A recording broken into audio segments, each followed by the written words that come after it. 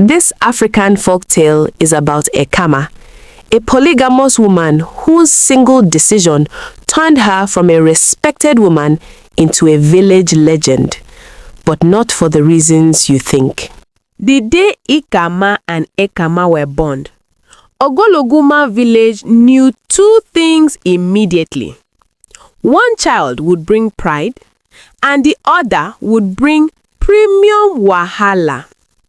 Their mother, Mama Nadi, was a gentle, graceful woman, but her twins were the total opposite of each other, with Ekamma being the loudest, boldest, and most dramatic gift the gods ever mistakenly allowed to enter the world. From infancy, the twins were different. Ekamma, the boy, was calm like cold water in a clay pot. Ekamma, on the other hand, could cry for Africa, straight her legs like a dancer, and laugh like she stole something. At age 2, Ekamma was already identifying numbers on chalkboard, while Ekamma was identifying boys in the compound. By age 7, her behavior was already causing emergency village meetings. Ekamma loved attention like oil loves fire. Every day, she would pick one cute boy from the neighborhood and drag him into the backyard to play husband and wife. "Ekamma, leave that boy alone," Mama Nadi would shout. "Mama, he is my husband for today," she would reply proudly, hands on her tiny waist. The villagers laughed, thinking it was childish play. "This girl, oh," they often said, "will marry the whole village one day, oh." As the twins grew, Ekamma grew into a slim, gentle, studious young man, the type that parents prayed their daughters would marry. Ekamma grew into something else entirely, a full package. By 16, her beauty was already a national threat. She had the kind of figure that could cause traffic in a village with no cars. Her smile was disarming, her laugh contagious, her curves, well, even the palm trees bent small whenever she walked past. But her biggest problem was her heart. It could never focus on one man. While Ekamma buried himself in books, Ekamma buried herself in romantic adventures. At one point in secondary school, she was dating 3 boys at once. The day they found out, a legendary fight broke out beside the school borehole. 2 boys fought for her hand, while the third wrote "Ekamma is mine forever" with chalk on the school wall. She only folded her hands, smiling proudly. "I told all of you not to fall in love with me at the same time," she said, shaking her head, "but you people don't hear word." Even teachers feared advising her. Her reputation spread fast. Some people said she was possessed by the spirit of love. Others said she simply had too much beauty for one soul to manage. Whatever the truth was, boys kept lining up, despite the heartbreak she scattered everywhere like confetti. Ekamma remained her opposite, always trying to advise her. "Ekamma, this your lifestyle will put you in trouble." She would laugh and hug him. "My twin, calm down. Love is my ministry." But destiny was preparing something bigger for her. Something her mother didn't pray for, something the village whispered about, something that would shake kingdoms. Because nearby, in a kingdom called Omoroko, a prince was about to hear her name and fall like a ripe mango. News of Ekamma's beauty traveled faster than Harmattan fire. Traders carried it in their mouths like pepper. Drummers sang it during festivals. Even market women, while pounding yam, would shake their heads and say, "That Ekamma of Ogologuma, that girl is too fine for one person." It was this same rumor that entered the ears of Prince Adigun of Omoroko Kingdom, a tall, chocolate-skinned prince with a proud chest and a swagger that followed him everywhere like a bodyguard. The prince first saw Ekamma during the Grand Iriji, New Yam Festival. She was dancing in the center of the village square, wrapper tied tightly around her curvy waist, beads shaking around her neck, her big boom boom doing choreography on its own. The sun hit her skin like it had been paid to beautify her. Everything about her looked like trouble wrapped in beauty. Prince Ajigun froze. "Who is that goddess?" he whispered. His guards looked at each other and sighed. One of them answered, "Your Highness, that is Ekamma. She's beautiful, yes, but..." "But what?" the prince asked without blinking. An old woman nearby heard them and turned sharply. "My son," she said, pointing her walking stick at the prince, "even if you put Ekamma inside drum and lock her with padlock, she will still find man inside that drum." The prince laughed, waving his hand proudly. "Old woman, leave that thing. I have money, I have fame, I have influence, and I have what she needs. She will stay loyal." The old woman shook her head. "Young man, Ekamma's eyes are CCTV. They scan every fine boy that passes." But the prince refused to listen. His heart had already jumped inside Ekamma's pocket. Later that same evening, he approached her as she fetched water. She already knew he was looking. After all, she noticed everything male within a 5-mile radius. She curtsied shyly, acting like a gentle, innocent village girl. "Good evening, my prince." "Please," he said dramatically, "don't call me prince. Call me Adigun. My heart has entered your hand." Ekamma smiled sweetly, thinking in her mind, another one. But out loud she said, "My prince, you flatter me." Within 14 days, Adigun had visited her family 10 times. The entire village was confused. People gathered in corners whispering, "This prince is finished. He doesn't know Ekamma cannot stay with one man. Even angels fear that girl." But Adigun was blinded by love, and Ekamma was blinded by luxury.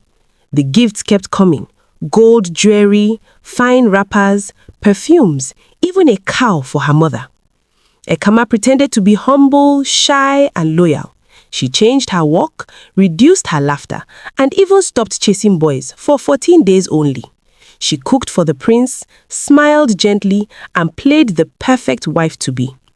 Adigun fell so hard he almost broke. Despite warnings from villagers, elders, and even his own guards, the prince announced, "I will marry Ekamma. She will be my queen.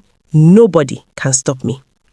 And so, with drums beating and palm wine flowing, the wedding took place. The village danced. Ekamma watched with worry. Ekamma smiled with excitement, and destiny clapped its hands, ready for the drama that was coming. Because Ekamma was entering the palace, and the palace was not ready. The palace of Omuroko Kingdom had never seen trouble before. It was a place of order, discipline, and royal dignity. But on the day Ekamma stepped into the compound as the new princess, the gods themselves winced. Her beauty entered before her body. Even the palace pillars seemed to stand straighter. The guards bowed respectfully, but Ekamma's eyes scanned them one by one. Tall ones, broad ones, shy ones, chocolate-skinned ones, bearded ones. Her mind whispered, options. For the first 2 weeks, she genuinely tried. She woke early, cooked for the prince, arranged flowers, behaved like a queen in training, and even avoided unnecessary smiling at fine men. The king and queen were impressed. But temptation was inside the palace, walking up and down in uniform. The first crack happened on a Friday evening. Ekamma was walking to the royal garden when Guard Udo, a tall man with a chest like a drum, greeted her. His voice was deep. "Good evening, my princess." Something in her spirit jumped. Her legs almost forgot how to move. That night, she could not sleep. By the next week, Udo was no longer greeting her with good evening.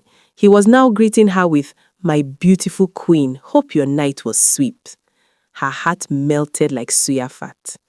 That was how temptation opened the gate. Before long, it wasn't only Udo. There was Chukwuenegu, the palace cook, who always gave her extra pepper soup for strength. There was Obina, the prince's drummer with the seductive voice. There was Musa, the stable boy, who always removed his shirt for no reason. Even the prince's advisor, a 62-year-old man, began blushing around her. Ekamma, despite her vows, her promises, and her royal title, fell like ripe mango. She started sneaking around the palace like a professional fugitive. She would tell the prince, "My husband, I'm going to pray." And 5 minutes later, she was behind the yam barn with Udo. She would say, "My love, I want fresh air." And 5 minutes later, Chukwuenegun was massaging her shoulders in the kitchen. Sometimes she got close to being caught. One time she was hiding in the storeroom with Obina when the prince walked in. She quickly pushed Obina under a pile of yam sacks. "Why are you sweating?" the prince asked. Ekamma fanned herself. "My king, the weather is jealous of my beauty." Another day, 2 guards fought in the courtyard. The prince rushed out, thinking it was a security threat, only to find them shouting, "I am her husband. No, she told me I am the real husband." The prince froze. Something inside his head clicked. He began investigating. One night, he followed her quietly. Ekamma thought she was being clever, tiptoeing toward the back of the palace while whispering sweet nonsense to somebody in the dark. The prince struck a lamp, raised it, and found 5 palace men standing in line, adjusting their belts, looking guilty. "Ekamma," he roared. She gasped dramatically, placing her hand on her chest. "My husband, it is not what you think. These men were, checking the security of my heart." That was the final blow. The next morning, the prince summoned her, trembling with anger. "I gave you everything, wealth, power, love, and you turned my palace into a boys' hostel." Ekamma sighed. "My prince, love is too big inside me. It cannot stay in one room." The prince collapsed into his throne defeated. By nightfall, he banished her. He told guards to escort her out with her belongings. She returned to Ogologoma village with her head high, not ashamed but annoyed. People whispered, Ekamma has learnt her lesson now." But they didn't know Ekamma. The following morning, she stood in the village square, raised her voice and declared, "If men can marry many wives, I, Ekamma Inadi, will be the first woman to marry many husbands." The crowd gasped. Ekamma fainted. Elders almost swallowed their chewing sticks. A new chapter of her life had begun. When Ekamma announced to the whole village that she would marry multiple husbands, people thought she was joking. Even Ekamma, her twin brother, held her shoulders and whispered, "Sister, please, say it's drama. Say it's film. Say you are rehearsing for something." Ekamma shook him off. "Ekamma, leave my destiny alone. I am a polygamous woman by nature and by calling." Instead of shame, heartbreak, or reflection, Ekamma entered full hustle mode. She opened the palm oil and provisions business with the money she saved from the palace. Within 1 year, she expanded into rice, crayfish, and eventually a small restaurant called Ekamma's Pot of Love. Her beauty drew customers. Her food kept them coming. Her flirting kept them loyal.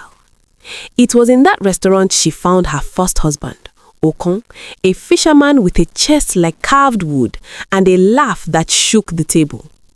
After Okon came Chidera, the traveling trader with soft voice and soft heart. Then Yakubu, a Fulani tailor who said her beauty made needles tremble in his hands. Then Idris, a mechanic with muscles that glistened. Then Ebuka, a mason who spoke poetry every time he saw her. Then Tunde, the musician who composed a whole album for her in 2 weeks. And then the 7th one, Chief Agbai, the wealthy widower who said, "If your beauty kills me, I accept it."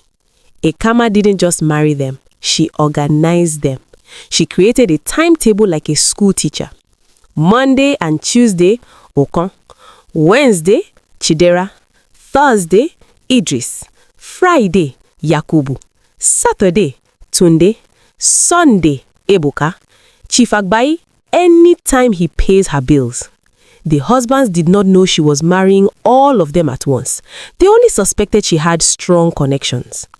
One day, Idris saw Tunde wearing the same wrapper Ekamma claimed she bought only for him. "Where did you get this wrapper?" Idris asked. Tunde smiled proudly. "My wife bought it for me."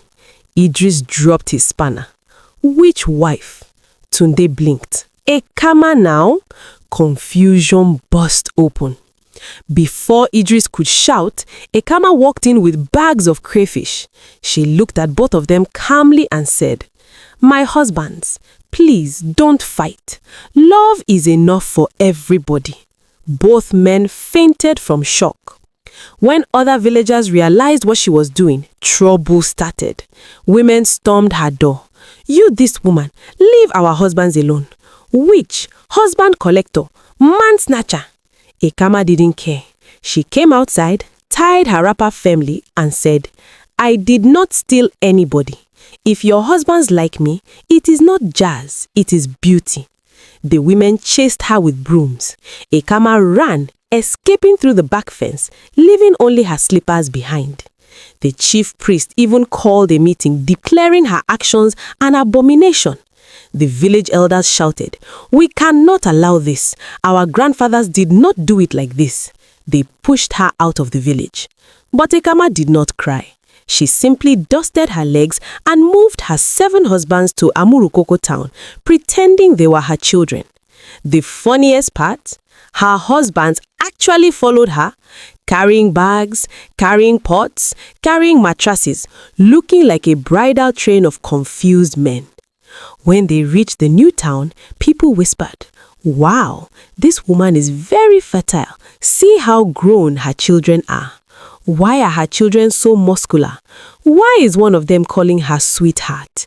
Then one day, Oko mistakenly shouted, "Honey, where should I keep this fish?" The town froze. Rumors spread like wildfire. Within 2 weeks, the truth exploded. The men were not her children. They were her husbands. The new town screamed in horror. "Abomination! A woman with many husbands? Take her away!" Ekamma packed again, unbothered. And so she moved to Umorio village, a place that welcomed her, adored her beauty, and didn't question much. It was there she reached her full power, marrying more men, stealing hearts, creating chaos, and the village gave her a name that would become legendary: Ekamma, the polygamous woman.